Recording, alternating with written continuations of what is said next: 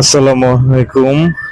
আজকে দেখাবো পাঠাও অ্যাপ থেকে কিভাবে বিকাশে টাকা উইথড্র করবেন।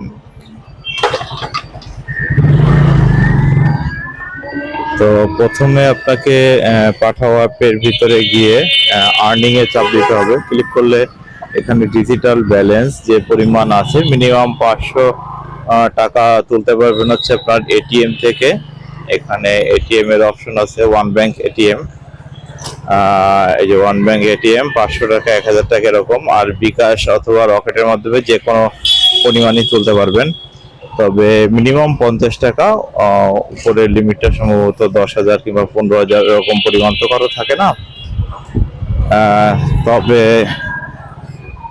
বিকাশ থেকে তুলতে গেলে, বিকাশেরটাই এখন দেখাবো, বিকাশ থেকে তুলতে গেলে বিকাশের উপরে ক্লিক করতে হবে। এখানে আপনার ডিজিটাল পেমেন্টের যে নাম্বারটা আপনার অ্যাকাউন্টে সেভ করা আছে ওটা অটোমেটিকলি চলে আসবে, অথবা আপনি এখান থেকে চেঞ্জও করতে পারবেন, এখান থেকে চেঞ্জ করতে পারবেন। আমার যেহেতু এটাতেই তুলতে চাচ্ছি, এটা দিয়ে প্রসেস, তারপর যে অ্যামাউন্টটা তুলতে যাচ্ছেন আপনি এটা মডিফাই করতে পারবেন। আপনি যেহেতু পুরোটা অ্যামাউন্টটাই তুলতে যাচ্ছি, তো 571টাই প্রসেস দেওয়ার পরে আমার এখানে অথরাইজেশন, আগে ছিল নাম্বারে ওটিপি আসতো, এখন নতুন একটা অপশন আসছে ফিঙ্গারপ্রিন্ট, এর মাধ্যমে আমি অথরাইজেশন দিলেই আমার টাকাটা আমার বিকাশে চলে আসবে।